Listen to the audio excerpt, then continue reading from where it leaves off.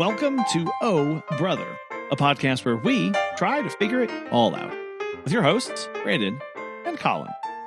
On this week's show, it's pretty Arkansas. Ahoy! Ahoy! How's it going? Well, going pretty good. Yeah, I know. Good. All right, good. Oh, I was adjusting my headphones there. Yes. Oh, I was just like trying to get them. Oh. Yes, it's going well. Okay. Recovering from vacation mode, right? Doing all the laundry and all of this. Right? That's all the thing, right? Like, oh, it's so relaxing and thing. And you're like, oh, I have 12 billion things to wash now. Oh dear. Yeah, I know. Yeah, I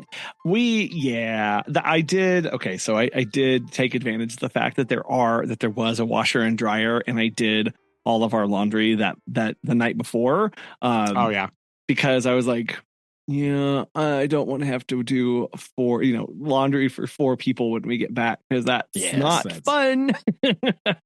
I know it's definitely worse for you in that regard. So I don't envy you at all for that. But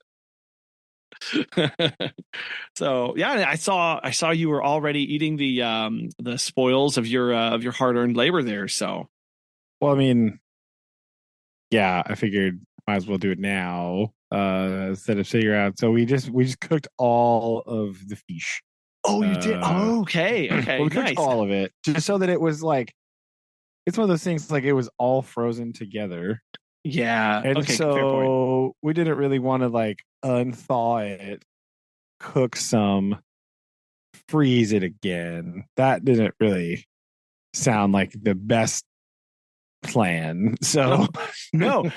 Food health and safety people would be knocking at your door, demanding. I don't really like it when you do that. So yes, we just cooked all of it yesterday, and then ate some, and then just put the rest in a container. So it's cooked and it's ready. So gonna eat it. We had it some for lunch today. Also put it on some of the leftover taco stuff that we had. We're like, oh, how about some fish tacos? Yes. So that's pretty good. It was quite the process. There's a lot of fish in there. 4 pounds, if I remember correctly. Yeah, that's true. And it's one of those things where it was like, so granted, they weren't super large fish, right? But if there were, I think there was 12, right? Something like that. That means there's 24 fillets that you have. Yeah. Again, it's like the quantity is just insane. Of like, that's 24 fillets that you have to make room for, that you have to, find space to cook and season and all that stuff. So it adds up. That was the Jenga-ing them on the, or Tetrising them on the baking tray. It was a little tricky, but they all fit on there. We had to put them on 2 baking trays, because that's a lot, but got them all done. Got them all. It's very good. You guys missed out. It's quite delicious. I must say. Well, good. Yeah, I figured somebody should just take everything since it was already all together. So I'm glad you guys could benefit from that. It is very good. So just so you know, they're very tasty little fishes. So that's good. Very nice. So what have you been up to since returning? Oh my gosh. Yeah. I mean, it's when I last saw you like 3 days ago. In the mystery of time. 4. I don't know. So no, since we got back, like I have been we've been trying to still get caught up on a lot of the housework. Really is what we've been in the middle of. Our air conditioning unit decided that it wanted to spring a leak in the coil. Oh, did you tell it that this is the hottest week so far in ever, and it should not do that right now? Did you mention that to it? Well, so it had actually, we found out about this before the trip, and so the guy came out, and unfortunately, it is in our attic unit. Oh no! Which big story behind this. So we noticed that it was just blowing like basically hot air for us, and like we could not get it to cool below 80 upstairs, which is not cool. Literally No, and not figuratively. even a little bit. So so what we did is we had to call the guy, and he came out and inspected the outdoor unit and the upstairs unit. And let's be very real, like the house did a major renovation probably 20 to 30 years ago at this point. So that's the last update in time. And they've done little like facial stuff in there, but that was big structural things. That's when they added central air conditioning and heating to the home. And so our units are 20 to 30 years old, somewhere in there, which is getting up there in age. So he got up there and he tested for a leak, and he found it in the coil, which is in the attic. And it's in a spot that can't be repaired because usually, apparently there are some tubes that if they're in the larger ones versus the tiny filaments or whatever, again, I'm speaking about something I know nothing of, but I do know that usually larger objects are easier to repair, especially when they are metal tubes that you need to solder as opposed to tiny things. True. So it's in a spot that can't be soldered. Here's where things get very, very interesting, because you might say to yourself, well, just get a new coil. Well, yes. It doesn't always work that way. No. Even though it would be nice. Like, very. So what we've learned so many things. We learned that when, first off, the coil is 20 inches by 20 inches. Okay. It's a big honking thing. Ooh. Interestingly, the hole to get into our attic is 20 inches by 14 inches. So you may be asking yourself, how did get there? That's what. Okay. Let's go back to that first little crumb of a clue that I dropped earlier, where a major renovation happened 20 to 30 years ago, which is when they installed the central heating and air systems. Yes. It's my current belief that when they did the major home renovation, I believe that they tore down walls, they tore down the ceiling, they took everything down to the studs. At which point Probably they installed the unit and then added a ceiling and then cut a hole. Okay, yeah. So my whole access is not large enough. So point number one, I need a 20 by 20 inch hole to get the coil even out. Okay. Now, second thing here, the unit is 20 to 30 years old. What has happened in that time frame is we have moved away from one type of Freon to another type of Freon.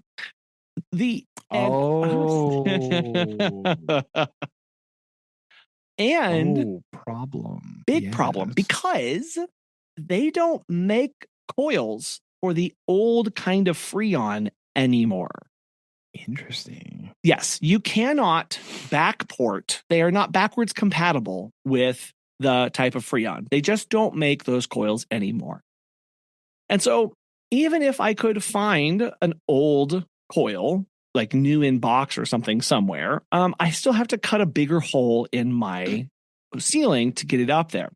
But first and foremost is in actually finding the so a new coil uses, I don't remember what it is, but it's a brand new type of Freon. The problem there is that, let's say I do cut a hole and I do install the coil upstairs. The outdoor unit is so old, it cannot run on the new type of Freon because it's not backward compatible. It's not set up. The system isn't like that.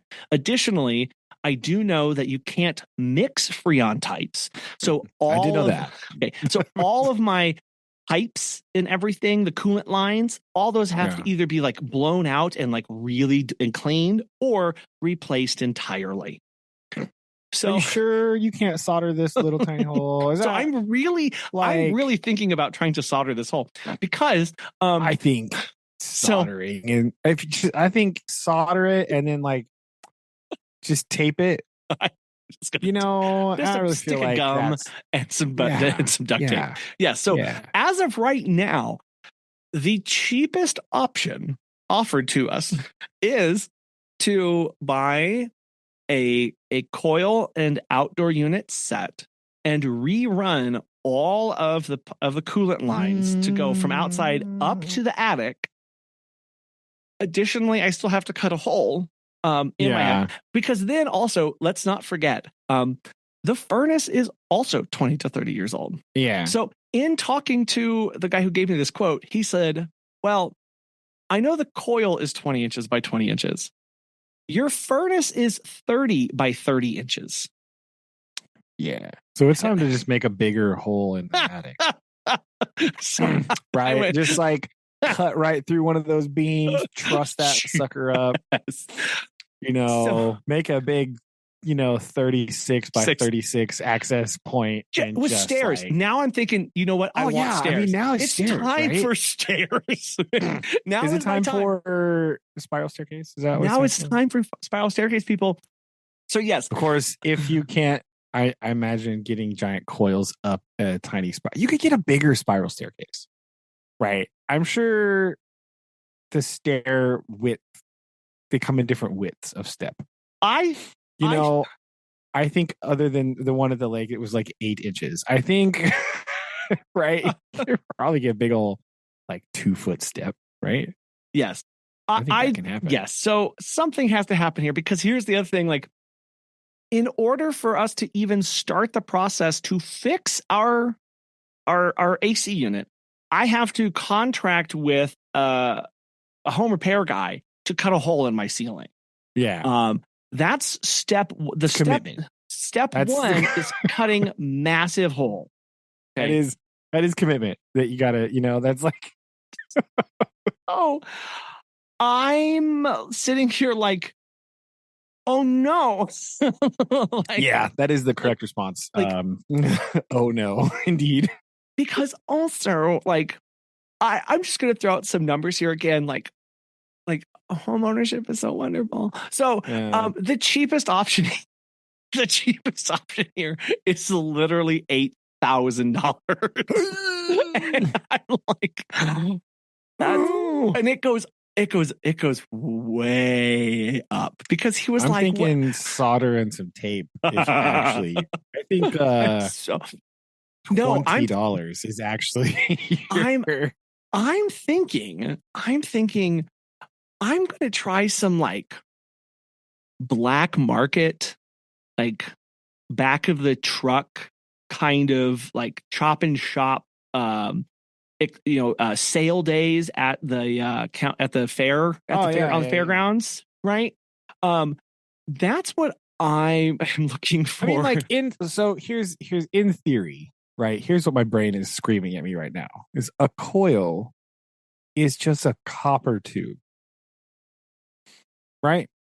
But then it's all like wiggled around. So really, like, you should be able to find, if it's leaking, you should be able to find the leak. And I don't see any reason why fixing a hole in a piece of copper is that impossible. Right? Like, am I crazy? Yeah.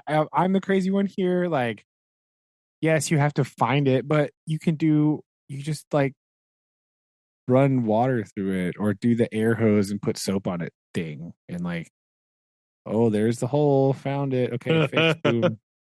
Like, they do this with other things, right? Coils can be fixed. I know I've heard of and seen people fix coils before. So I don't know. Yeah. And that's, honestly, that's what I really am. I'm really trying to like get my my understanding of what's happening here, because I'm like, oh no. Oh no. I mean, even though, like, at this point, really, I say it would be worth a shot trying to fix it. Yes. And because then, like, if you're going to have to spend that much money anyway, I would at least try some small fix first. And then, like, oh well. Like, okay, well, I'm going to have to fix the whole thing anyway. So I tried the easiest mode first. The other problem here is that the R22 is that Freon was literally outlawed. You cannot buy any more new stuff. Okay, Okay. fine. So that now, I will say stockpiles exist. However, they go for a massive fortune. That's true. Okay. So what you end up doing is you end up running into the instance where just like in order to just put like top off our system to fill it was over $500. Well, that's better than $8,000. Yes, indeed it is. But it's like I can only feed that so much. And if all of a sudden I'm spending $500 a month on just Freon until that's why you fix the hole and it'll be fine. It's what I hope will happen. But I am staring at these quotes and I'm just like, because also lest we forget, I have 2 units. I have an upstairs unit and a downstairs unit, which were the same age. True. That's fair. So that's been on front burner while I've been home. Is just like that's pretty gross. Strategizing exactly what to do with that. So that's been fun for realsies. It's not very fun at all. No. But we did go. We have also the trip to the lake has inspired my children to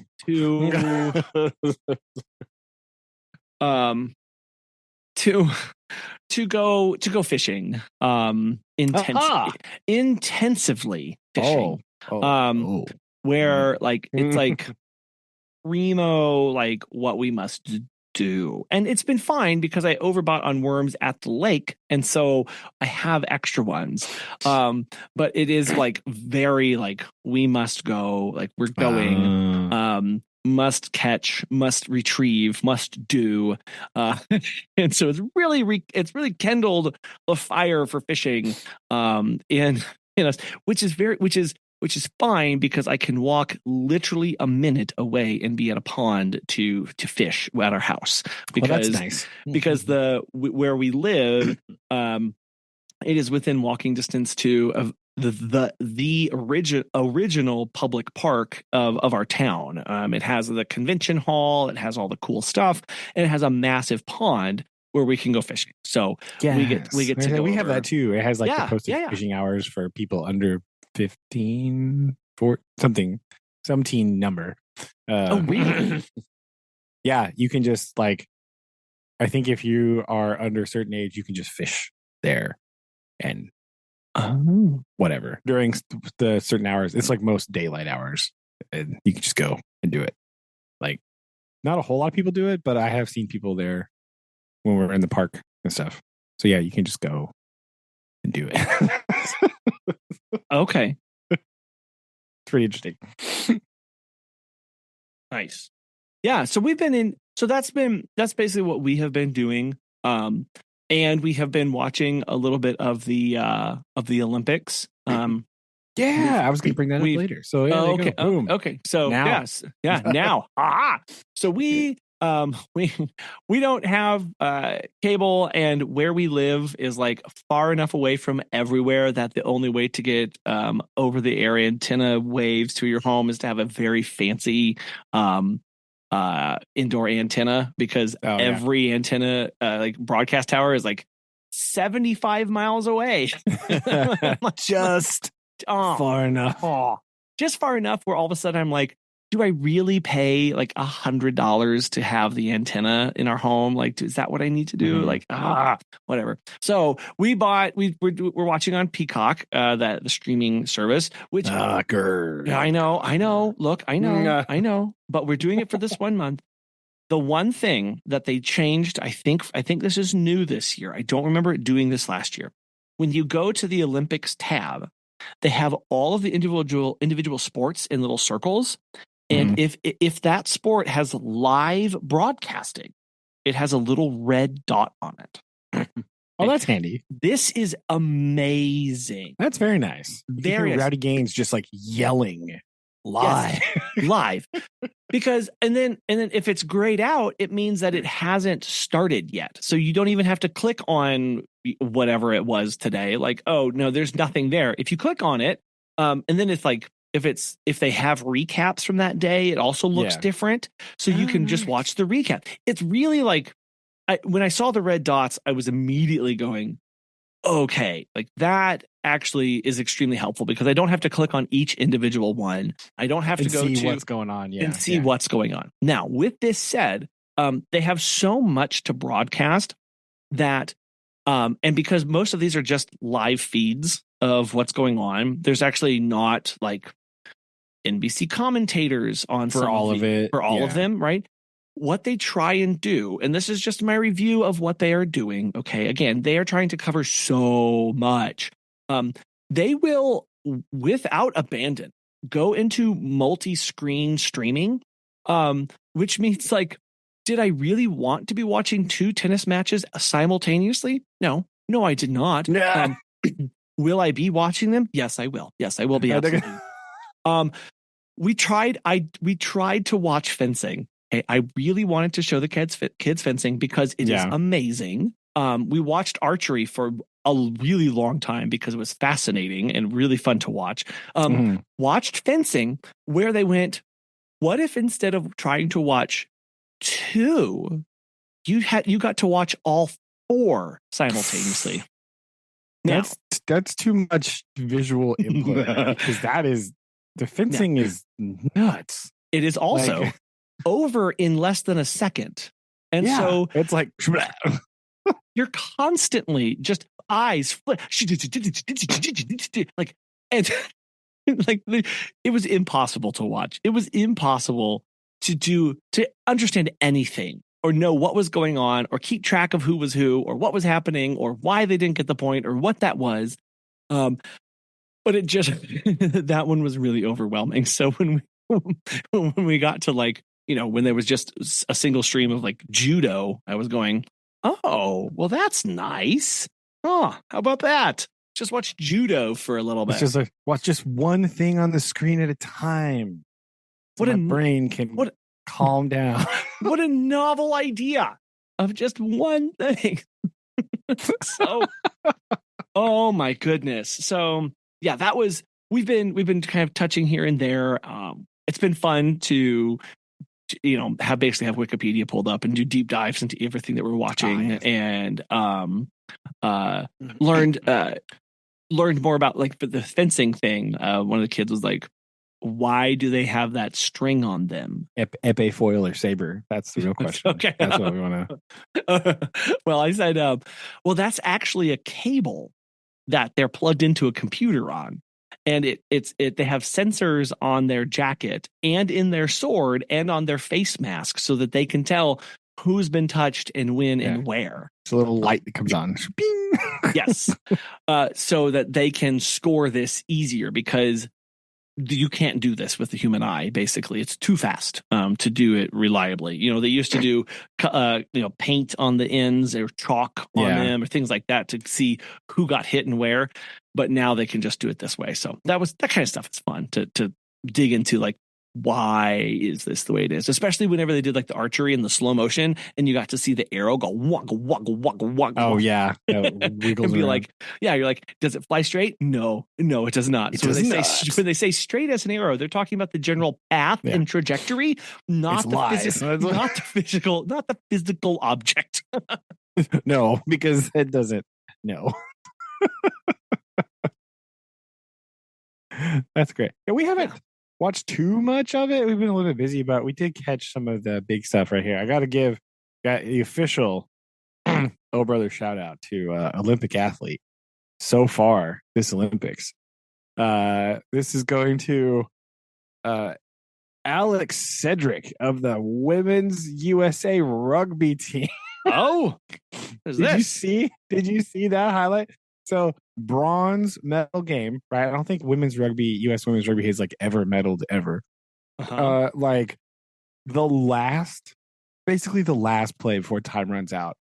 This woman runs like it looks like 90 meters. She just trucks the Yes. other, just runs over I did that see that. lady and it runs all the way. It's fantastic, It right? was pretty amazing to see just how she barreled through everybody. Yeah, so that was fantastic. So that's the most exciting Olympic moment I've seen so far. I think like that was pretty good. Like just it was pretty incredible. There's been some other good stuff too with like because we live in the US listeners, primetime Olympics coverage only will show you gymnastics and swimming. Because that's apparently all anybody wants to look at. I don't really know. But that's so I've watched a lot of that. I did watch some of the horsing Olympics and the one where the cross country one where they're running for like ever, and they go through all the obstacles and stuff. Yeah. I don't remember what that's called, but they had that on the grounds of the Palace of Versailles. That's just like the most French thing imaginable. Like if that was somewhere else, it just would feel wrong. Like yes, it's just like that may be the most appropriate Olympic venue I've ever seen. Right? They just cross country horse jumping on the grounds at the Palace of Versailles. Well, and that's the other part too about this of a lot of these. Okay, look, it's just like a lot of the panoramic shots when they pan out to see like where is this happening. It's also immediately recognizable. Like when what were we watching? Oh, we were watching the volleyball competition, the beach volleyball, and they pan out, and it's like, oh, they're at the base of the Eiffel Tower. Yeah, just hanging out here right next to the things. Like, oh, okay, got it. I just yes, it's way more recognizable than true. There's a lot of very iconic locales. Yes, that they are using very well. That's true. And yes, so I just thought it was really funny. I was just like, this may be the most appropriate thing I've ever seen in my life. It's very good. It was pretty funny. So yeah, but I haven't watched too much. Like in gymnastics, right? USA Women's Gymnastic Redemption Tour. Yesterday, pretty good. Although today, for some reason, because people on the internet have too much time and are stupid, they just are like, "Oh my gosh, Simone Biles, why was your hair like that?" You're like, this woman just won a gold medal and like did amazing things, and you're like, your hair was weird. That is the dumbest thing I've ever heard. She's like flipping about like 12 feet in the air and doing all kinds of stuff, and you're like, man, how'd your hair get messed up? Like, what? Stop it. Mm-hmm. So that was really dumb. Well, but I mean, people are going to you always get those. I don't know what it is about the Olympics that I still contend that prior to any event, it should be required to have a random person selected from the audience to do the event. It takes so much time. I understand. That should be like a week before the Olympic. Fair. Right? That should be like in the run up to the coverage. Right? Yes. You should have people trying Olympic events. Hey, NBC, what are you doing? Where's the set? Yes. This is free. Like doing not like every event. Because that would, but I mean, if you did it for over like 2 weeks, maybe. Yeah. Because there's a lot of the Summer Olympics has, as we mentioned before, 7,000 events. It is so much. And like, and most of them are just variations on a theme, which is fine. That's true. Like you could do like a swim. Yes. Right. You don't have to give me all the strokes and all the distances. Like, no, show me a swim. I need somebody who tries to go down and back as fast as possible. Say, here's just give me the 100. Right. Here's John. John works in middle management in IT. Yeah. He here he is. He's going to swim as fast as he can. And then you can get a time. And then what they'll have is on the actual event, John's time will just be at the very bottom. John's line. Like they have the John's Olympic record time. They actually just have yes. John's line. John's way line back here. How he's nowhere even close. This is like they just show it for the first 30 meters and they turn it off. They're like, okay, you got the idea. You don't need et cetera, et cetera. Exactly. Like that's. I think if they did that, there would be fewer, couch quarterbacks or whatever. Yeah, worrying about Simone's hair. Leave the girl alone, man. Yeah, I would just, that's something else too. Of like, hey, what if we had somebody or had even Simone wear those like a G-force sensor or something like that, so you could see what her torso goes through whenever she does those twists and turns. ESPN used to do that like sports science thing, right? They would do weird things like that. Yeah, like just the height. How fast is she rotating anyway? Like 90 million miles an hour in a little corkscrew. Like yeah. Just to give some idea of peak athletes are able to do this. And then here's John, and here's what John's doing, right? Yeah. And like it's not or going for to women's work. gymnastics, you can have Jane. Jane, right? You can have Jane. Doesn't matter. Just like it would really, that would help, because when people, it's so true. When somebody is the best at their craft, they make it look easy. It's just when somebody is so good, they make it look effortless. And because it looks effortless, people go, well, I mean, I could do that. It's like, no, you really couldn't. You really couldn't here, but okay, whatever. Whatevs.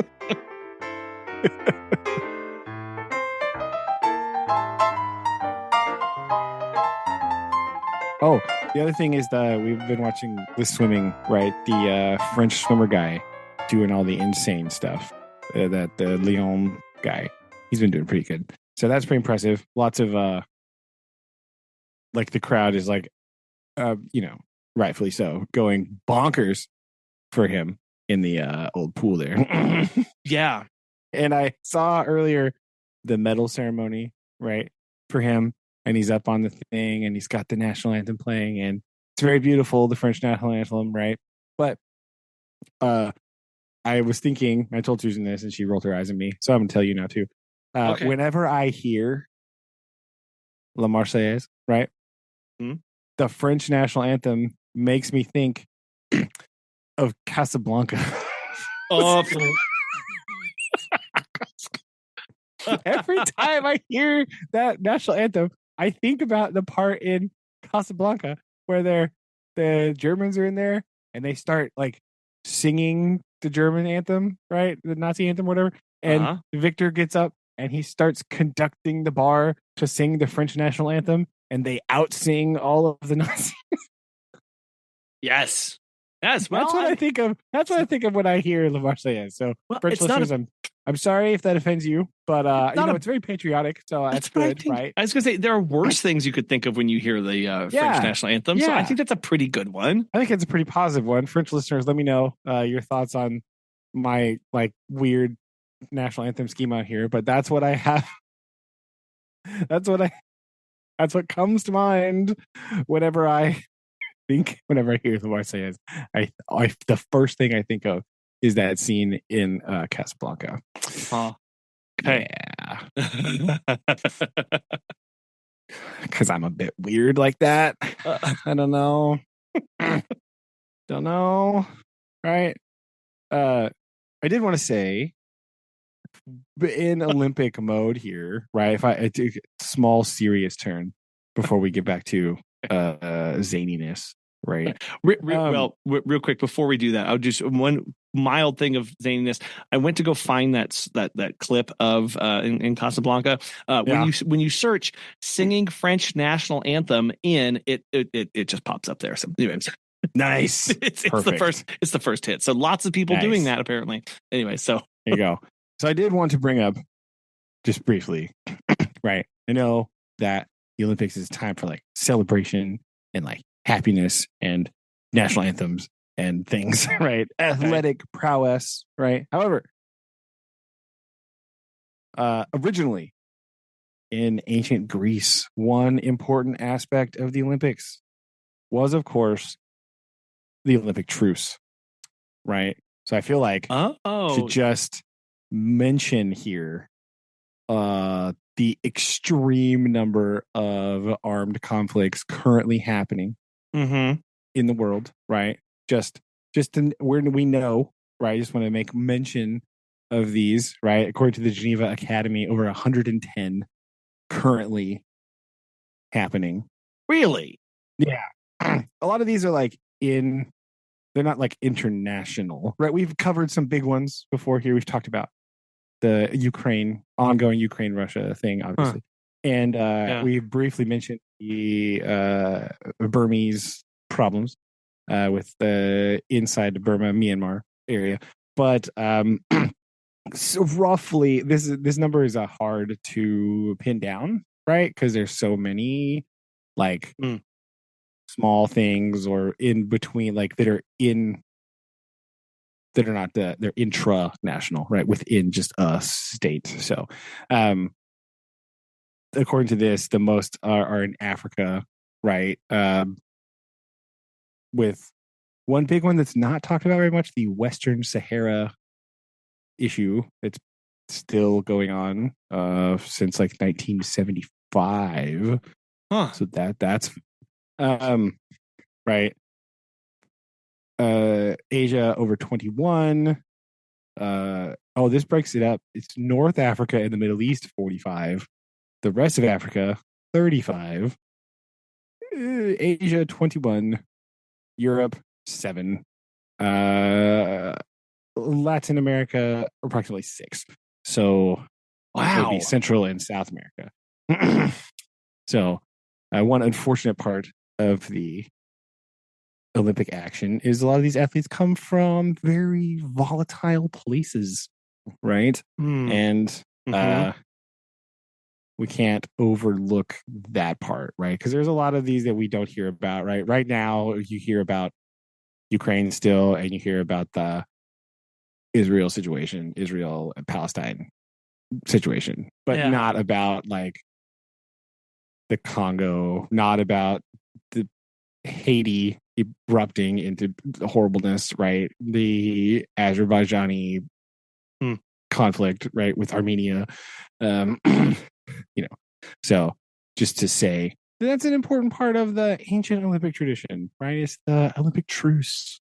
It's much easier to have an Olympic truce, of course, when the Olympics are only happening in Greece and you're having a truce against just the other Greek city-states. Sure. So it's logistically much easier to do that. But it's not true. That's for sure.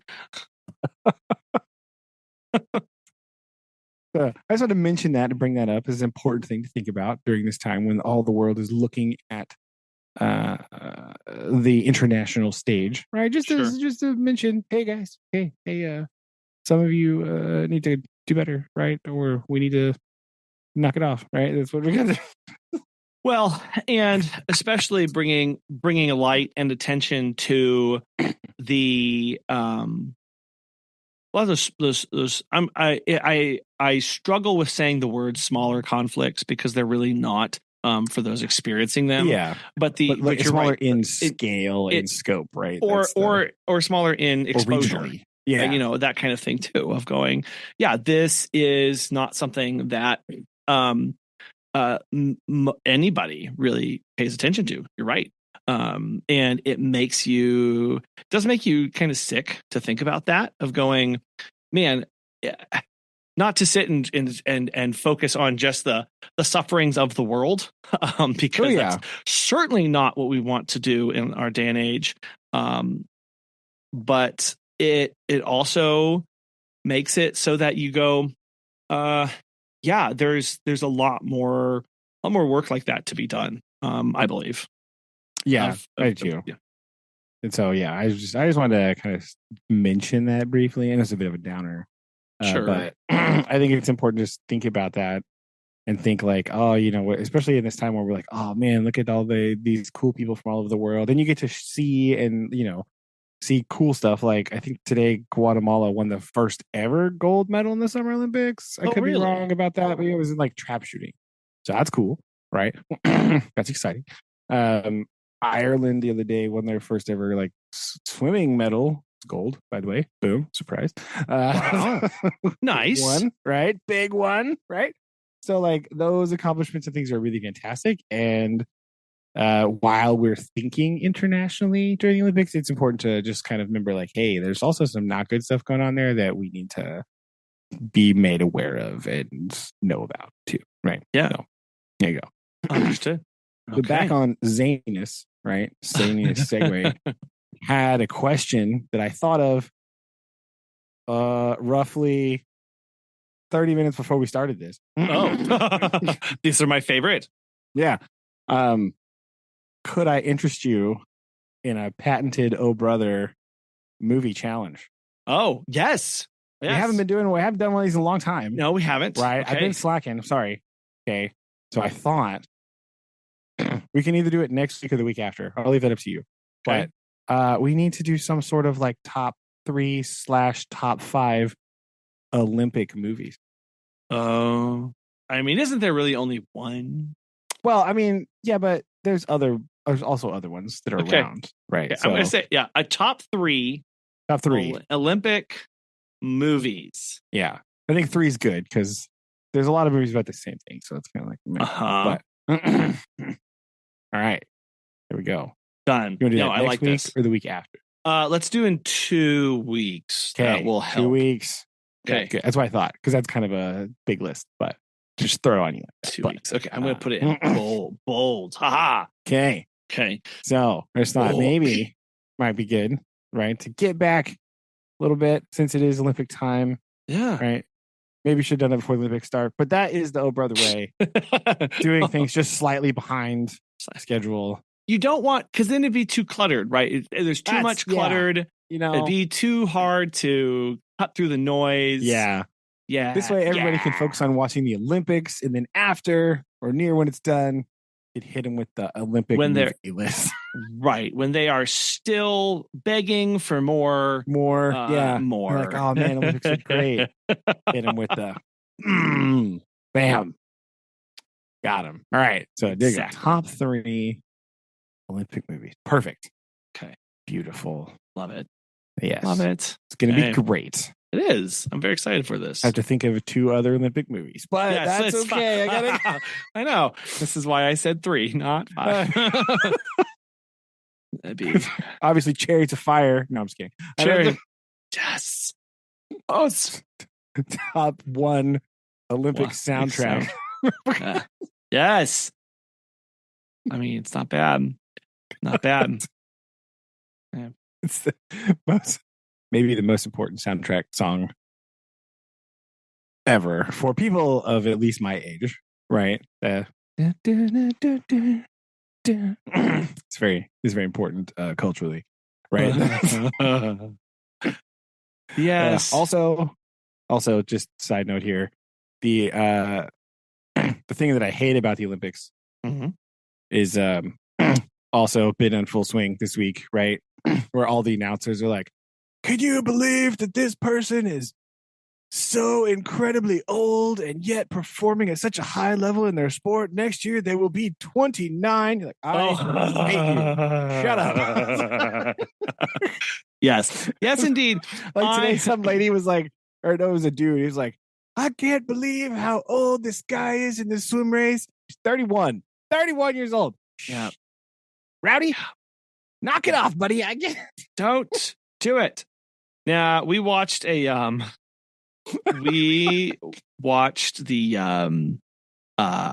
was it? Oh, archery, right? And they're like, and it was a 16-year-old versus a 23-year-old, and they were already setting this up like young whippersnapper versus like old timer kind of thing. And I was grizzled veteran, 23. Like what? I hate all of this.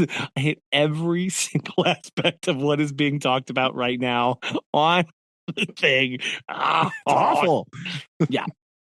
Not like good. The oldest person ever in sports. 32. 32 is starting. Like, no. I think I will turn this off right now. Yeah. Yes. Mute you. I'm not listening. So, yes, I did notice that and it was in archery of all things. I was like, oh my gosh. Yeah, usually they cool it in archery a little bit, but I started heard it in swimming. They were like, oh my gosh, this person's so old. 31. Like, all right. Why? Why would you do that?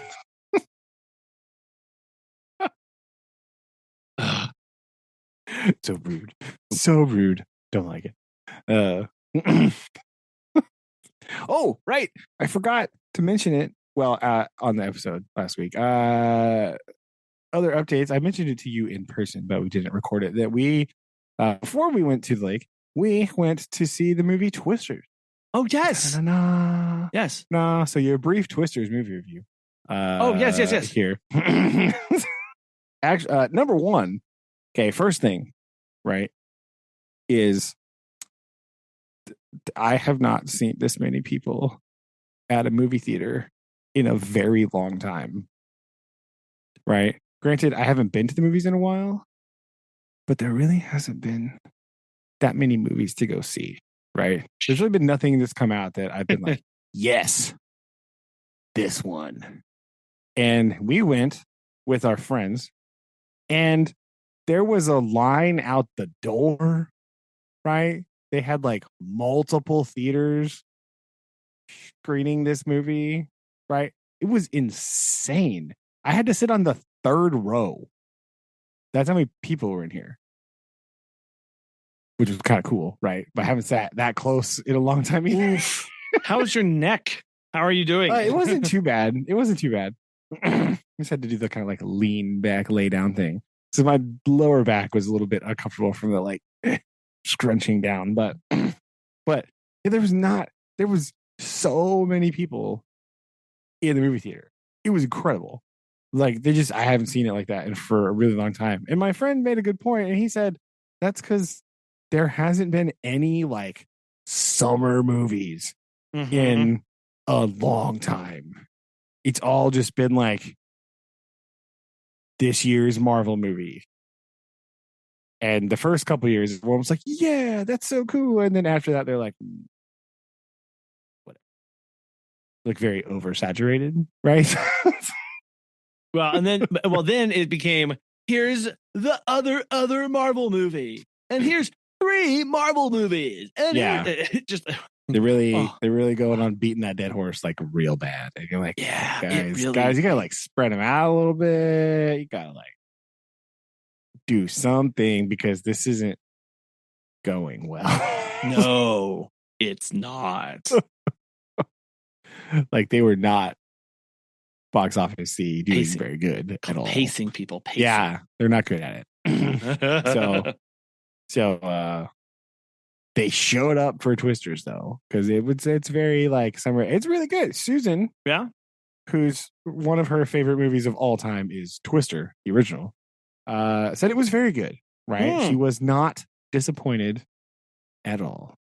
So, except for there was no references to Philip Seymour Hoffman, but nobody said Bob's Road. She was kind of sad about that, but it's okay. Well, you can't have everything, I guess. That's true. Other than that, it's fine. But it was a pretty good movie. Really, it's not too bad. The science is like mostly accurate. There's some really like it's not too bad, right? I was sitting there, they're kind of explaining stuff. I was like, that's okay. And some of the things are a little bit like, I don't know, but like overall, in general, for a movie, it's not that bad, really. It's pretty good. It's very like part of me was thinking like, man, there are a lot of tornadoes just back to back days here. And then I remembered this spring and went, actually, okay, never mind. I got this makes this sense. could actually just be a documentary of earlier this year. Right? It's all coming together. Yeah, like tornadoes like 3 days in a row. I was like, that doesn't. Oh wait, actually, Actually, guys, never mind. this does make perfect sense. Although there was one part where the people of Oklahoma were surprised by a tornado. That's not true. That's not true, not right? Like, oh my gosh, there's a surprise tornado. That they smell that thing coming a long way away. Like, nobody like, in Oklahoma is, even people who are just passing through Oklahoma and actually don't live there and they're just staying there that night. Nobody is surprised by the presence of a tornado. It's true. I know they wanted like they wanted to kind of recreate that part in the first movie where they're the drive-through, you know. Oh yeah. You remember that part? And there's like all of a sudden the tornado shows up, right? And in 2024, this is very difficult because cell phones exist, right? And so it kind of makes like if this was real, like every single person's phone in I think it was a rodeo arena would have been going off with National Weather Service alerts. It would have been like, oh, well, hey guys, we should go like 30 minutes before. Facebook would have been pinging people, mark that you're safe from the tornado and all this stuff going on too. Yeah. So you do have to have some suspension of disbelief a little bit, right? Of like, phoneage. Sure. Because phones ruin movies, right? It ruins a lot of like suspense and storytelling because like, you can just be like, bro, just call him. No, I can't. Okay, it's done. Like, so that kind of messes up a lot of like traditional tropes in movies that you're gonna cuss to. Like, phones ruin them completely. Yeah. They're really handy for some things, but like for other things, it's like, nah, it's not great. But it's really good. I thought it was good. It doesn't feel like sloggy, right? Even though there's like lots of action, there was never a point where I was like, I did not go. My test is like, I never looked at my watch and went, how much longer do I have here? Didn't have that moment. So that's good. That's a really good test. That's a solid test. That's really my test at this point in my life. My test is if I don't look at my watch, go, how long have I been here? Yeah. Then we're good, right? I feel like that's a good test. No, it is. Yeah.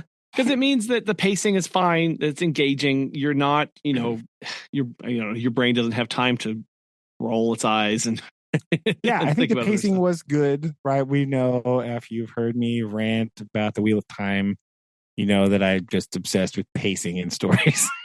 Yada. It was actually really good, right? Like nice, like mix of action and then some like downtime and some like, there was some, some of it was kind of like cheesy, but not in like a bad way, right? Like, she had to overcome her fear of storms and the stuff that she developed when, her trauma and all that. But it was all right. Not too bad. So I thought it was good. Overall, it's good. There's some parts that are a little bit like weird, but overall it's pretty good. So do give it a recommend for me and Susan, right? She wants to say yes, for sure. For sure. Check and check. check. Yes. So. Well, good. Yeah, I've seen it. It's been kind of not breaking box offices, but it's been looking like it's been doing really well. Yeah, it's been doing good. So it's very fun. It's just like a fun movie. It's like very like popcorny movie, right? Where some of the stuff you go, what on earth? Why would you do that? But it's like popcorn movie. Sure. Right. No matter what Shelby says, I think they represented Oklahoma pretty accurately, right? Pretty accurately. Says person who doesn't live in Oklahoma. Yeah. So, but from what I know of Oklahoma as well. And the other part, the main chaser guy, they say at the beginning that they come out of Arkansas. Yes, right. The tornado wrangler guy.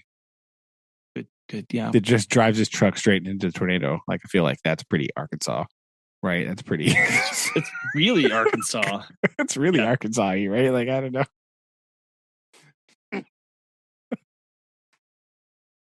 Yeah. So I thought that part was pretty good. I don't know. I don't know about this science, but that guy is doing the right thing there. Yeah, Absolutely. the science was pretty good. A lot of the shots in Oklahoma were just like flat.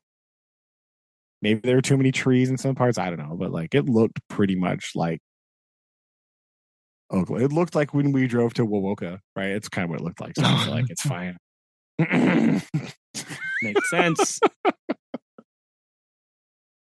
Nice. I thought it was all right. So yes, there we go. There's the Twister spoiler-free Twisters review there. So pretty good. Yes. It's a good one. Good one. Well, you mentioned the data thing and the science. I heard a phrase. This is shifting gears a little bit here, but that's what we do here. Yeah, I don't. This phrase caught my attention today as I was driving, and I was listening to what was a news report, and they had a Fed chair guy out there, and he said the phrase, and I've been thinking about this all day, about being the how do I phrase this? Of somebody being data dependent versus data point dependent. And I thought that was a very interesting distinction. Basically saying like no one single factor will determine our decisions, but the preponderance of data and indicators will lead us in the direction, it will show us the direction we need to go. And should, right? And people who do like economic forecasting or just like making decisions in their own life about how many people try to reduce it down to a factor or like the thing or the sign or the one thing that will tell me or show me to do this or not. And it's kind of like, the movie Twisters of like, there wasn't just one thing that made it good. There was a lot of different things that made it a good movie in the end. I'm sure there were one or two highlights or whatever, but like it's always in totality when you think about it in that concept of, you have to take everything into account. It's not just one or even two things when you're doing this. Because he was obviously referring this into like, when we do a rate increase or not, like we don't just look at one piece of housing data or employment data. We take everything into consideration, which is kind of a cop out, right? Because they don't want to say like what their priorities are in a lot of cases. Well, yeah, that's true. So they kind of have to obfuscate a little bit there. But it really should be that way. So when you were talking about the science being good and like making decisions, like data, that kind of stuff, like I was like, oh yeah, I heard this thing today that I've been it's been bouncing around as I've been walking talks. It's very interesting, right? That reminds me when you said that. It reminds me that I haven't yet mentioned this to you. Have you heard about the final experiment? No. Oh, what? This is very important. Okay. What? So, there's a countdown. Oh, that's always fun. In 134 days, there are going. This experiment is it's flat Earth based, right? So it's not quite as important as this, right? So no, this is amazing. So this dude, right, has gathered together at least 2 flat earthers, and the website says 8 globe earthers, but that just means normal. That means normal people. Yes, I see this. They're going to Antarctica to witness the 24-hour sun. Oh, right, in the winter, which on a flat Earth is not possible. Right. The flat Earth, I guess, model. I don't know. Some say they don't have a model, but the map that you normally see of the flat Earth, right? A 24-hour Antarctic sun should not be possible. Also, according to many flat earthers, you're not allowed to go to Antarctica. So they're going to go there.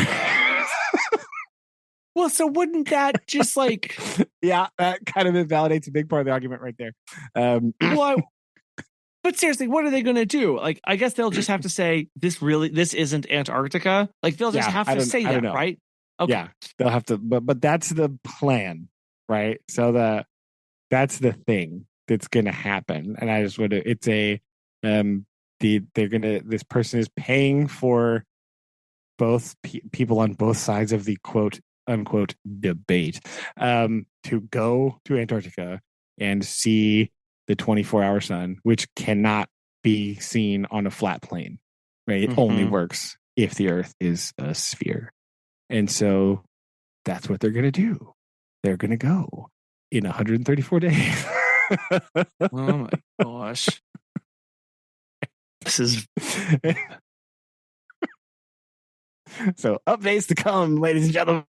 But if you didn't know, I will say kudos to this crew. I mean, first off, there's a lot more Globe Earth team than there is the Flat Earth team. well, But you know, I mean, like, I think some of the people, because I've been kind of following this a little bit from some people that I watch. Like, I've watched a few of their videos about like debunking flat Earth stuff, and then like that gets you more videos recommended, and then all of a sudden this happened, and I was like, oh wait, what?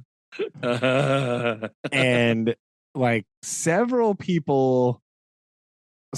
the flat Earth people are like refusing. They like claim that it's fake. They're like, oh, this isn't real. So like they're already kind of backpedal mode, and it feels like some of them know, like, uh-oh, because they die on this hill a lot, right? And this is like when they've been dying on this specific hill a lot, right? A lot of the evidence, like, it's really, you can debunk people and like tell them that their math calculations were wrong, or that they're not using the globe curve calculator thing correctly. And actually, yes, if the globe is supposed to be hiding 20, I don't know, like 27 feet of curve, and but you're still seeing a 6-story building, that makes sense, right? Like, that's okay. Like, these are things that they talk about, and they just like use the science incorrectly or use the math wrong. But this is a very concrete yes or no question. This is a very concrete data point where they can say, look, boom, observe. Because they go on and on and on about all these observations. They're just like, the Earth doesn't look round. First of all, what does that even mean? I don't what. And but they die on this hill a lot of going to Antarctica and seeing the sun. And so somebody's like, hey, I'll take you to Antarctica so you can see the sun. And so that's apparently what's going to happen.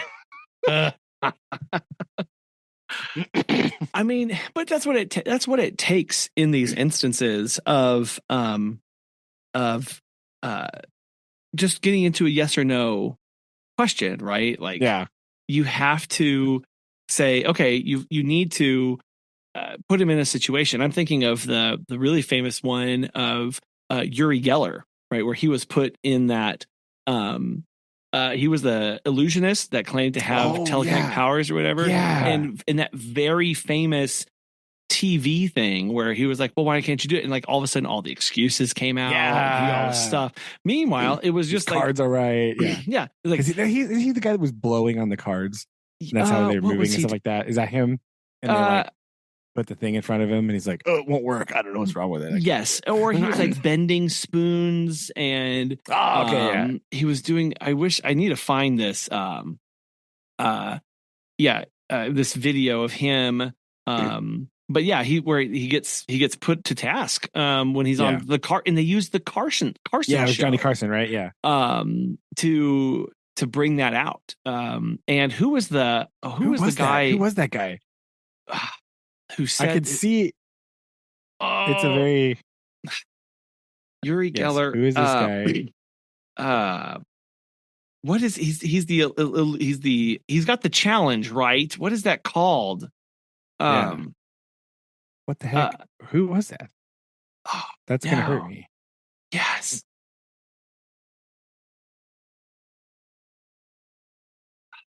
is this? No, this is more thrilling, random Googling. Yes. I could see. Yeah, I can't remember. This is going to drive me insane. Oh my gosh. I can see his face. I can see all the interviews that he's done. So here's what I'm going to do. The amazing Randi. Is that guy? Is that who it is? Yes. Oh, right. Yes. Okay. Yes. Yeah. The amazing Randi. Is that who you're thinking of? No. Oh. Okay. Maybe anyway. Not. Oh yeah, James Randi. Yeah. James Randi. Yeah. The amazing Randi. James Randi. Yes. Yes. Okay. Yeah, because I found a clip here. what I wrote, but I had to Google was anti Uri Geller guy, and that. Yeah. So there was one person listening to this. It was like screaming at their device. It's this now. Yes, the amazing Randi.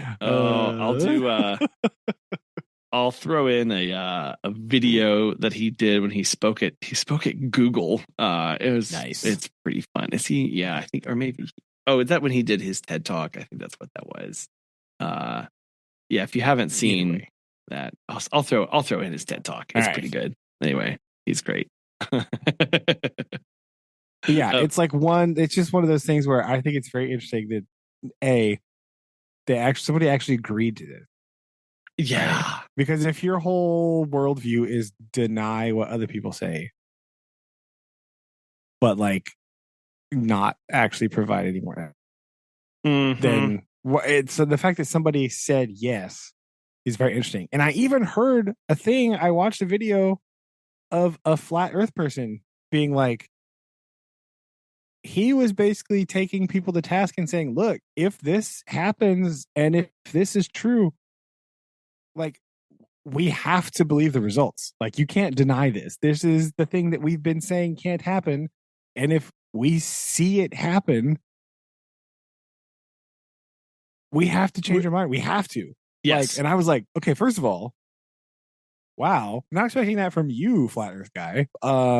Cool. But like, but at least they're recognizing what they're hinging everything on, right? Yeah. Like that is an admittance of just exactly how thin that is, and right, like, okay, this is the piece of evidence. And he's also kind of mad at some of the,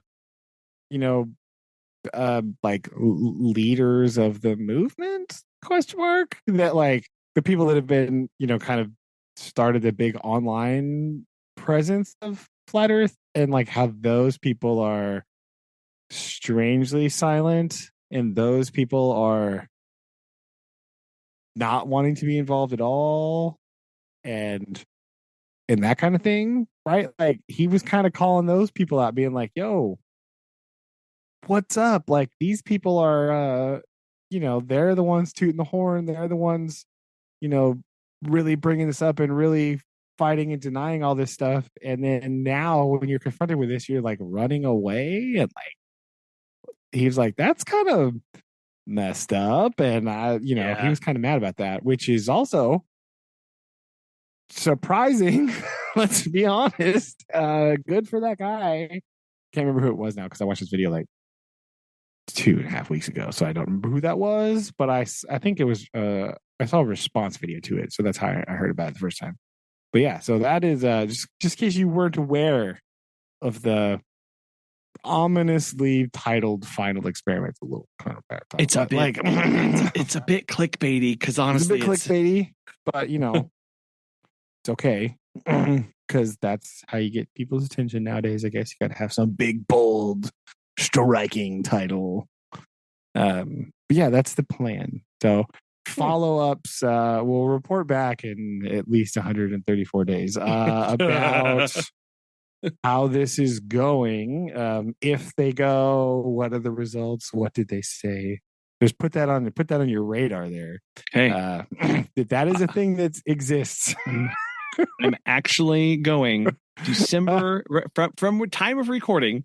December 12th is 134 days from now. So all right, there we go. I'm going to say, Add how a calendar there, like great experiments results here. Get going, some, and I'm gonna go ahead and do myself a favor, and I'm going to go ahead and copy the website address in there. Oh, into the notes. Good idea.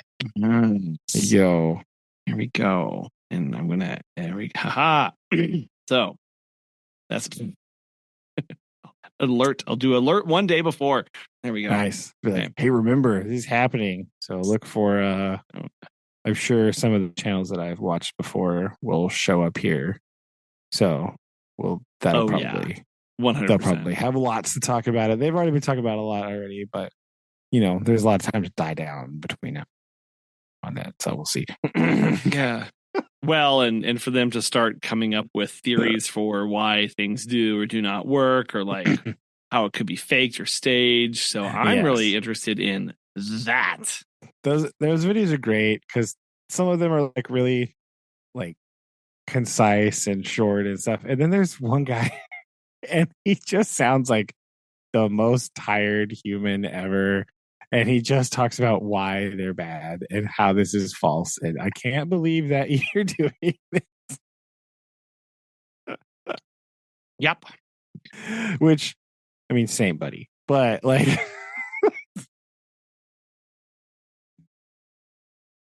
I watched his like, I think it was Dave. I think his name's Dave. I think I watched his like, I think he did like an hour and a half video debunking that like Terrence Howard interview with Joe Rogan. Okay, so that is the most zany thing I've ever heard in my entire life. I actually listened to that episode. I don't listen to very many, but I did listen to that episode, and my goodness, like there's a lot going on in that thing. It's bad. It's real bad. It's a lot. It's very intense. It's very something. I don't know. Like it's crazy. Like just actually crazy stuff is happening there. And like I don't know. Yeah. I don't know either. I don't know. It's nuts. See, I watched I just couldn't stop watching this video of the guy like tearing it to shreds. I had to watch it. I didn't watch it all at once because that's a long video to watch and listen to somebody ripping apart and it re-explaining over and over again why 1 times 1 is not equal to 2, which I didn't know that needed explaining. But there you go. Deep. In case you were unaware. Which just goes to show that using groups of language when learning to multiply is really important so that you know what multiplying means. And you don't sound foolish on the Joe Rogan podcast. That's what that or really smart. You don't know. Because if you have one group of one thing, the total amount of things you have is 1. There you go. Thank you for coming to my math dissertation. I can't.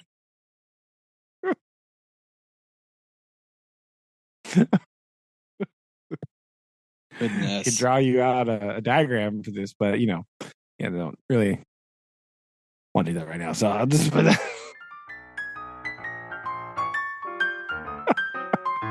Too much. Too much indeed. Too much indeed.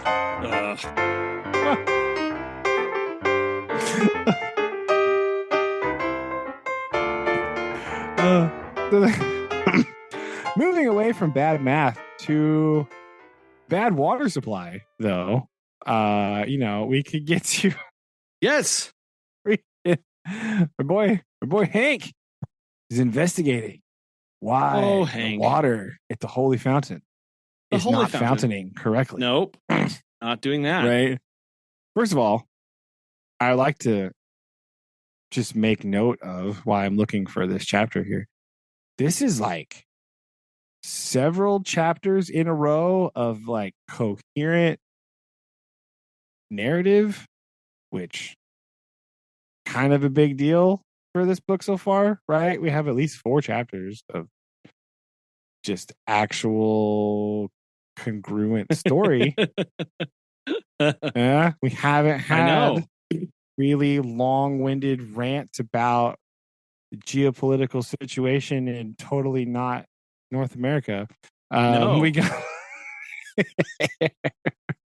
so we're really picking up steam here, right? We're really cruising. We're doing We're good hitting here. something. Chapter 12, we're hitting our stride, right? I actually did like these 3 chapters. I thought they were pretty funny. Possibly because they were continuing to tell an actual story, and we got to see the whole episode kind of play out through the thing in a nice continuation from the last chapter. So I think we're doing. I thought it was good. I really liked it. Well, because up until now, it's kind of been like some little vignettes, but like we've never really rested long. Like you said, like we're going to sit in this situation because again, he's just being swept away from one thing happening to the next thing happening to the next thing happening. That's true. You know, that's just kind of guy Hank is. He's a mover and a shaker. You know, indeed. But we do have the chapter 12, the Holy Fountain, right? Where I did. So they get up there, right? They ride up there. We did have a bit of another humorous interaction with our girl Sandy here, right? And where he is like yelling things, and she's like, "What are you talking about? I can't understand you." Was that this chapter? Right. And yeah. And he's like, "Oh yeah, I forgot." He got all mad, and he's like, "Oh, I can't get mad at you because, you know, I forget that you don't speak modern English, right? And I'm just going to, he gave her a, gave her a hard time. And then, it's the end of the chapter. So we're jumping ahead a little bit, but he said when she starts talking again, and he says, "I can't," he's like, "I stood in awe because when I realized I was in the awful presence of the mother of the German language." Oh, he's so impressed with her ability to just build sentence on sentence on sentence and then keep not going, give away until the thing is done. Yes, in a very German way, right? Which is kind of funny. I don't know much about the German language, but I do know that Germans, in order to make compound words, they just shove a whole bunch of other words together and just string them all along into massive words, and they just like blitz through them until they're done explaining a thing. So I thought that was kind of funny. Yes. And they just to make like you said, to make words, they just add the other words to the word to make the concept. So they just they just keep shoving them on there and making one like super giant word. So I thought that was kind of fun. But backing up to the actual case at hand, right? Merlin is already here. He's working on the fountain, right? And so old Hank's talking to the abbot, and I thought this exchange was really funny, where he's like talking about it, and he's like, "Oh, you can go work with him." He's like, no, can't have 2 magicians working at the same time. That'll never do. Right? He's like, you gotta let one do his thing, right? And you gotta let him try until he quits by himself, and then I'll go try. Right? We can't go mucking about in there. Yeah. We might make it worse. Right? We might make it worse than it was before. He says, if he were persuaded against his will, he would load that well with a malicious enchantment that would balk me until I found out its secret. It might take a month, right? So basically he's like, no, just leave him to it. Yeah. What he's actually doing is he's stalling until all of his parts can get here that he sent for. Yes. Because again, he did send 4 parts. You have this mystery list of parts that he sent at the end of last chapter. Right, we needed some number 4s and some number 3s and some whatever that means. And so he's got to also just wait until they show up because he can't do anything anyway until they're there. So he's just like, no, it's fine, man. Just don't worry. I'm cool. I'm just gonna hang out. Yes. So I thought that part was really funny. Yeah. Right. So he goes and talks to old Merlin, who's in there, waving his hands around and smoking incense or whatever and doing all kinds of stuff and trying to do his like big crazy enchantments. And he's like, oh, okay, cool. I'm just gonna just leave you to it. I'll be back. Don't worry. It's all good. I'll come back in a little bit. And we'll worry about it later. Yeah. What again? He's wanting to see how much of an effort and what kind of effort Merlin has put into this, because he's coming at this from a logical way. He said, I had an idea that the well had sprung a leak. Some of the wall stones near the bottom had fallen, exposed fissures that allowed the water to escape. So he's going about this and going, yeah, I know, I'm just going to reline the well. But I need time to do that to get to my work. Yeah, yes, right. exactly. So yeah, he does a lot of deduction, right? He goes very Sherlock Holmes here. All of a sudden, he's like, I looked at the chain. It's 98 feet long. I had him lower me down in there with a candle. Yep, big crack in the wall. Well, then he says, I noticed how full the well should be, because only the first 30 feet of the chain are actually been used. The rest of it are all rusted and broken. So I kind of looked around and said, that's about how much water should be in here. Okay, we got it figured out. Yes. And I love that he's troubled because he knows that if this is actually the case, he says, in America, many centuries later, when an oil well ceased to flow, they used to blast it out with dynamite. If I should find this well dry and no explanation of it, I could astonish these people by most nobly having a person of no special value dropping a dynamite bomb onto it. It was my idea to appoint Merlin. Yeah. I like it. We'll do the next sentence too. He says, however, it was plain that there was no occasion for the bomb.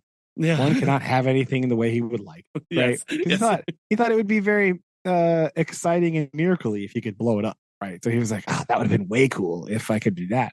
But alas, I'll have to do something boring and then make it seem cooler than it actually is. Which, yes, boy, foreshadowing. Does he ever?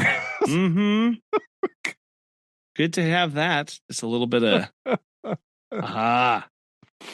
And then we have the exchange with Sandy where she's talking about the thing I talked about earlier. Mm-hmm. And so that's kind of where we leave that chapter, right? He's kind of getting his stuff ready and he's waiting and he's formulating his plan about how he can do this, right? About what he can do here. So I just thought that this chapter was pretty funny. I like this one. Just waiting. Yes. Chapter 13 though. Are you done with that one?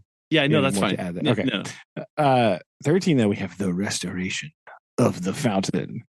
And he goes crazy here. This is kind of what we do here. That's what we got. He does. Yeah. He goes all out. His people come and they bring him just all kinds of crazy stuff. It's a lot. It is a lot. It's a whole lot. So anyway, he's got the stuff here. He's kind of doing it here. He's talking about names and Merlin saying you got to have the name of the spirit to fix the thing. And he's like, okay, I got it. I understand. Right. I understand what's going on here. Because he's talking about that. Because he's like, oh, well, do you know the name? He's like, yeah, sure. Yeah, of course. He's like, do you? He's like, oh, yeah, but I can't tell you now, obviously. Because, I can't. But yeah, I've figured it out in my own way. I understand this and I know the thing. This made me think about this is another strange text-to-text connection I have. But I've been rereading The Wizard of Earthsea by Ursula K. Le Guin. And was that turned into a Miyazaki? Yes. Okay, cool. It is. There's a Earthsea, there's a animated by him, and there's also like some other series somewhere. But anyway, the way that the magic works in that universe is if you know the true name of a thing, right? And if you know the true name of the thing, then you can control it and do. That's where the magic comes from. Is knowing the names of things. That's wizards study the real names, right? Like nobody in that universe uses their actual name. They all have like a use name, right? But their real name they keep it Anyway, that's what made me think of when he's like, "Oh yeah, I know the name of the spirit mucking up the deal here. Don't worry about it. Everything's fine." Yes. So he gets his people show up, and he's got all this pipe, right? Which is what you'd be expecting, right? He's got some, just because apparently he's been manufacturing lead pipe, whatever. Apparently, yes. He's got all this stuff. Everything for And the then he stateliest also- kind of a miracle is what he says. Yes. And so now he also has like, everything I need. Okay. The first things are pretty standard, right? Tools, pump, lead pipe, Greek fire, sheaves of big rockets, Yes. excuse me, Roman candles, colored fire sprays, electric apparatus. Hold on. What? And lots of sundries. Yeah. All of this from that simple order that he sent out. Like this doesn't really map over to that, but whatever. Clarence is on it. Clarence knows that, right? And so he like goes down, and they spend some time. He convinces the abbot. He's like, "All right, Merlin gave up. Okay, I'm going. Here's my thing. My only condition I really need from you is to stay away from me. Yes. Don't let anybody within like 50 yards of the building. Unless they're my man and I say they can come in." So the plan here is to fix the well with a little bit of manufactured miracle action. So, basically we go down, we fix the thing, we put in the pipe, we have the pump there. These things make sense. Then we empty out the hogsheads and we take it up to the roof and stuff it full of fireworks. That definitely happens. Bowls full of gunpowder on the four corners of the building. Wait a minute. Hold on. Yeah, he's putting it all over the chapel. And why he said something about like why he was going to do it on that day. I was determined to spring the miracle before midnight for business reasons. Because it was on Sunday.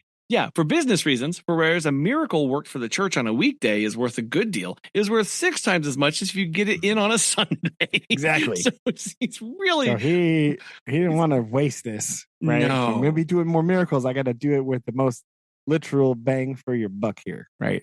Got to do the thing. So, and you can tell it's so interesting that the actual repairs of the well were completely meaningless and pointless to all of this. Spectacle that's important. The spectacle that's important, that he is trying to set up the spectacle of this. Exactly. Yes. So that boy, does he ever? So the abbot proceeds in, right? Next day, we're beginning at 11:25 sharp, because it's a weird time, but whatever. We get, it's good. Make sure Merlin's got a nice front seat to see the whole thing, right? They had a big solemn procession in. The abbot and all the people come in. He goes up there and he starts he goes up to the platform and he extends his hands and got a little push button in his other hand. And I like this. He says, and then slowly pronounce this ghastly word with a kind of awfulness which caused hundreds to tremble and many women to faint. And then written out here in my book, there's this big, long, giant word in some sort of like Gothic font, and I cannot for the life of me hardly even read it. Yeah, this is printed out here, and it starts with. I should send you a picture of what I have here. I'm reading on an e-reader, but it starts with Constantinopolitan or something like that, and then it goes into Constantinopolitan, Napolitan, sure, dude, Laxoff, Spine. Yes, it goes. Yeah, he's just like yelling in gibberish really loudly, like "ha!" And just as he does that, he pushes his little button. And kablam! One of the bowls of Greek fire that he apparently put in there, which is totally a thing that just everyone has access to, no problem. He and then he does multiple colored fire. Right now is what he's doing. One at a time. Every corner is a different color, right? So lots of shrieking, women curling up and all things. And so then he says another word and pushes another button. Play a red fire this time. Oh, man. So the first one was blue. Then there's crimson red. And then a third word. Green. Yes. And he waited for a real long time, building the tension in the room, and then yelled out the last one. Smash button. Giant purple smoke glare blowing up, and then the things go off, and Hog's head. He then he turns and he's making a big deal of commanding the spirit that possesses to now disgorge into the skies all the infernal fires that remain in him, and straightway dissolve the spell. Like really going into this. Yeah, and he says the name. Blah, blah, blah. Yes. Yes. So you've got fires, you've got lights, he's got fireworks going off in the top of the building as he's ejecting the spirit, right, is what this is supposed to be. And then the water comes out of the pipe. Yes. And it's it's the most ridiculous thing ever. It's just and he gets a lot of joy out of the fact that Merlin is just completely aghast, right? He had never heard that name before. Neither had I, but to him it was the right one. Right? Exactly. Any jumble would have been the right one. Is what he said.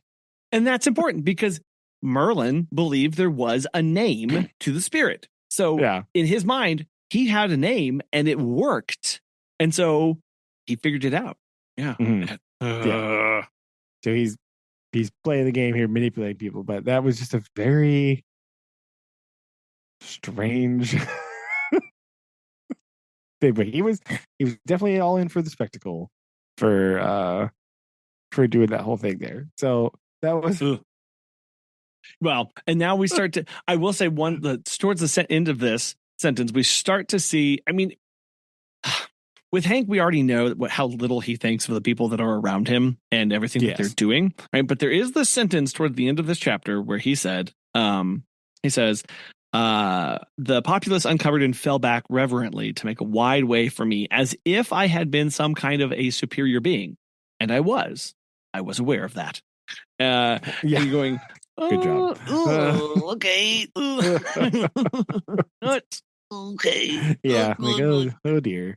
Oh dear. Oh dear.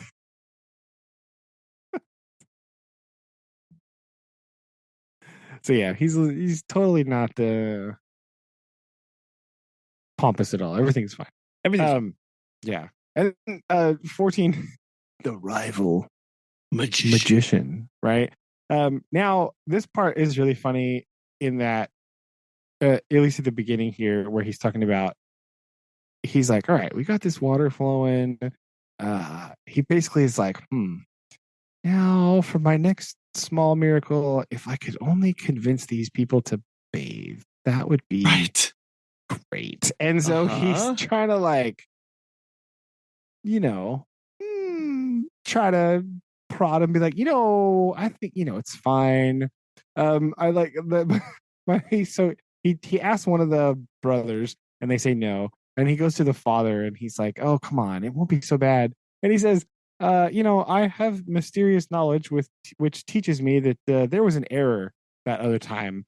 And so it's not related at all. There's two things differently. He's like, yeah, that was a different sin altogether. Had nothing to do with bathing. So you could bathe if you want to. It'll be fine. I don't. No, there won't be any issues there. Nothing to worry about for sure. Right, because he gets because he decides he wants to go out and not be known, right? Like, is that what happens here? That's a little bit after this. That's a little bit after this. Yeah, he does this first, and then he does that, Yes, right? okay, yeah. No. So this chapter has a lot of things happen like back to back to back real quick, right? So he does that first. Then he's like, okay, yeah.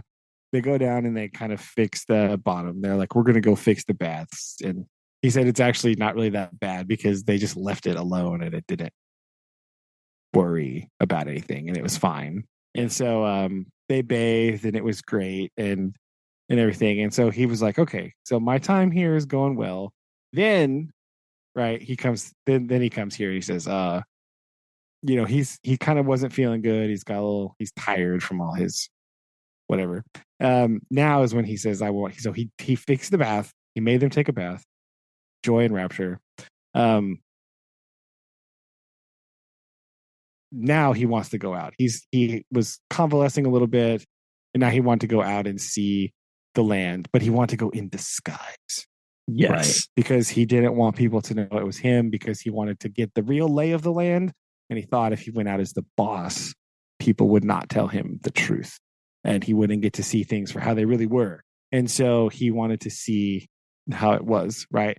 But that lasts for about like 5 seconds because he goes, he goes, this was a good plan, I guess.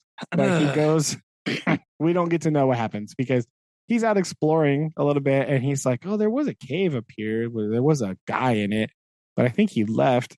So let's go up. And he discovers that the cave has been occupied by his telephone crew and made into a his telephone clerk.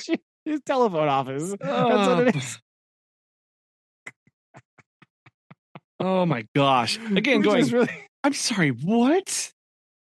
And of course, funny. It just happened to be occupied because he said, how long has this office been established? Oh, but since midnight, there, sir, boss. Yeah, of course, whatever. And so we just have the holy conveniences, Batman. We have this where he's just getting word of Camelot, what's going on. He's been away for a while out here adventuring, and so you kind of want the word about what's going on back home. And so he calls up his boy Clarence. So apparently they have telephones now. And I'm like, I'm sorry, what is happening? What is this? Well, they did mention this up at the beginning. I know. He was planning on doing it. Yes. But wasn't expecting such a massive revolution to come forth such as this and have it not here's the other thing that it's going around in my brain of going, okay, so telephones have invented. How is the rest of the society still functioning the way it has been? It seems very odd that there's not more clamor or talk or things like that. To me, well, it's because it's done in secret. I guess it's just it is weird. There are telephones; they're not for everyone. Yeah, it's only for him and his people to use for these things, right? Which is, you're right. It is weird. It doesn't make a lot of sense when you think about it too much because, it's not it hasn't diffused out into popular use. A lot of this stuff he's just making and then just having. I don't know what he's doing with it because it's not really putting it to use, except for he's ordering lead pipes to fix. Indeed, yes, holy fountains apparently. But yeah, so Clarence, he gets a hold of Clarence and he's the best. I like the part where he's like, oh yeah, he's telling him about it. And he's telling him how cool it was. And Clarence is like, yeah, I know. I made those selections myself personally and sent them out to you. I thought you'd like it. So yes. Okay, well, there's a lot of people getting involved in all this. But Clarence tells him the king is coming out. He's heard about the miracle, and so he's coming to see you. The king is on his way there. And he's like, okay. And then just random side note. Did you know that the king is appointing 2 army generals and not one of them is from our West Point Academy that we had in secret that no one knows about? What are you talking about? Of course not. Why would you? What?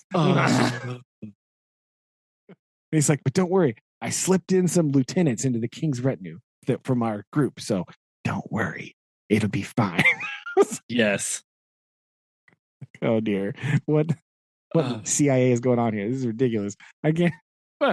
And then they're doing these subversions of get there fast, and if he has to kill horses to get there before they do, and he goes, oh, there's no need. I wired the school. Let me patch you over. Yeah. He's like, no, we ran telephone lines up there too, bro. It's fine. Yeah. So and of course, he immediately has to comment not on their conversation, but on the like, it sounded pretty good considering where I was and what things were going on. Yeah. On the state of the telephone infrastructure. So anyway, gets all this done. He's all excited. So he goes back down to the Abbey, and there's another traveling wizard there, butting in on his miracleness. Yes, he has indeed. And this is more of him talking about kind of like, of Hank being looking down on these people, because this guy says that he has the power to tell what anybody in the earth is doing. Right. And so people ask about all these emperors of the Far East and whatever. And Hank's like, all right, what am I doing? For it had never occurred to these people to ask what someone in a close proximity would be doing, right? It's just right. And so they could not see how this person was tricksing them a little bit here. And it comes to pass the conversation. He's like, well, what is King Arthur? He's like, I can tell you what King Arthur's doing. And Hank all of a sudden goes, oh, okay. I actually know what King Arthur's doing. Let's play. You can hear his internal monologue. Right? He's going, okay. This is good for me. Yes. What is King Arthur doing? And the guy's like, oh, well, right now he's, of course, sleeping. In which Hank goes, false. He knows. He's on his way here right now. And then he gets really mad because a lot of the people believe this other guy. Yes. And Hank is like, bro, I just fixed your holy fountain with the whole big smoke and the bush and the blah. And now you're going to believe this guy. We're just coming up. Yeah. Come on.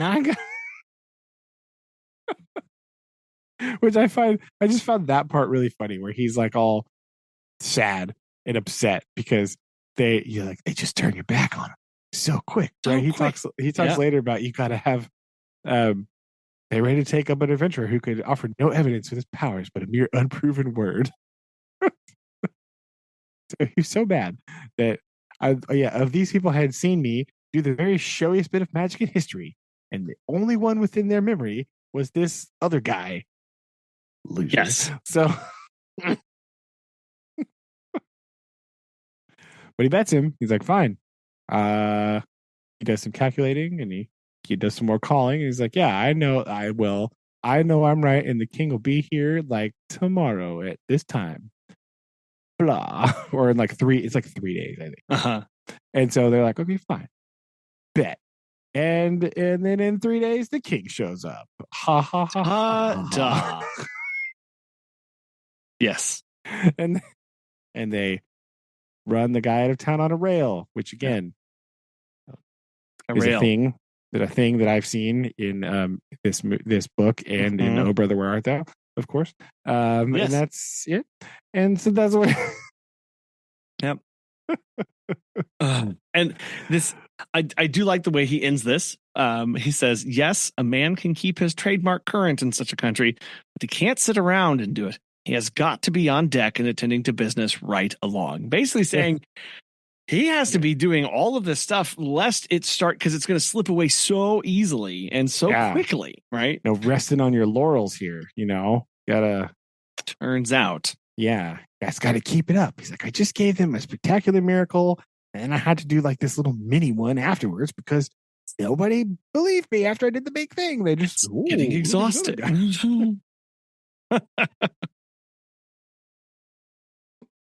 So yes, there you go. I did like these chapters though. I like that we finally have a bit of a complete story. We didn't get real sidetracked with anything, right? There was no super long, weird tangents about other stuff. We're trucking along now so far. Knock on wood. I hope we keep going. But those ones, I like those. I like that we have a whole complete story. Again, we're not getting a lot of change from old Hank, other than he seems to be understanding his environment better. Yeah. Right. Now, that may or may not be a positive thing because he's using that for his game. At every Right. stage, yes. But he at least is observing and learning about the people that he is surrounded by. Mm-hmm. So that's good at least, right? He's learned at least something. He hasn't really learned any lessons yet because he hasn't like failed. No, he hasn't like. So we'll see if that ever happens. I don't really know about that, but we'll see. We'll see. Again, it doesn't matter what happens with the rest, like at the end of this book, I will be astonished about it because I don't see what's going to happen here. Yeah. And it's hard too, because like, of course, our narrator is Hank, right? We have to remember that too. Yes. So part of the reason it sounds so ridiculous and incredulous and incredible is because Hank is our narrator. Is Hank the most reliable narrator ever in the whole world? Right. One would say no. One would say no, right? But we do have to remember that this whole premise of the story is Hank dictating his experience to Mark Twain. Yes. Right. So this may be a secret memoir. Not sure. This might fit into our category rather nicely here. Right? Because our narrator is just dictating his experience of life to somebody else. And they've written it down. Right? That's the purpose of this book. Hank is telling Mark Twain. Mark Twain is writing this down in a hotel room, I think. Right? Is where we met him in the beginning. Yes. So, right. We got to remember that. That's very important.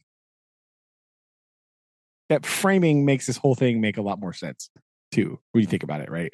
Like the fact that is the structure of your narrative, it makes a little more sense. That's how we're doing here. So, but yes, there we go. I did like these chapters a lot better than some of the other ones that we've read so far. So, going better so far. My Mark Twain quote of the week. Yes. Right. Inspired not by the Olympics, but by all of the unfortunate commercials that are on between the Olympics. Because the Summer Olympics always have the misfortune of being the same year as elections. And so, boy, oh boy, some of the commercials right now, they're not good at all. And so they're quite bad and quite annoying. So here we go. This is for you, election people. Suppose you were an idiot. And suppose you were a member of Congress. But I repeat myself. Mark Twain. There you go. That's what yes. I mean, it's really true. It's really true. It's really not good. They're not 100% of them, obviously. But it does appear to be near 100% of the people running in Missouri. So I'm just going to say that. We'll just... Spicy. Oh, they're really bad. They're really bad. We're not going to talk about that right now. Anyway, yes. We'll moving on. Yeah, save that. So, in closing, I also have haiku for you. Aha. Yes, be interested please. in some Yes. Haikuetry here. Haikuetry action. Always him. The world is watching. Athletic prowess abounds. Sporting dreams come true. Ooh. Ta-da! Very nice. There you go. Your Olympic haiku. I feel so patriotic now. Yeah. USA. Woohoo. Okay. Wonderful. I love it. Yay. We'll do this same great thing, same great time, same great place next time. Same bat time, same bat time. channel. Yeah, channel. Indeed we will. That's what we'll do. Yes. Love you. Love you too. Bye. Bye.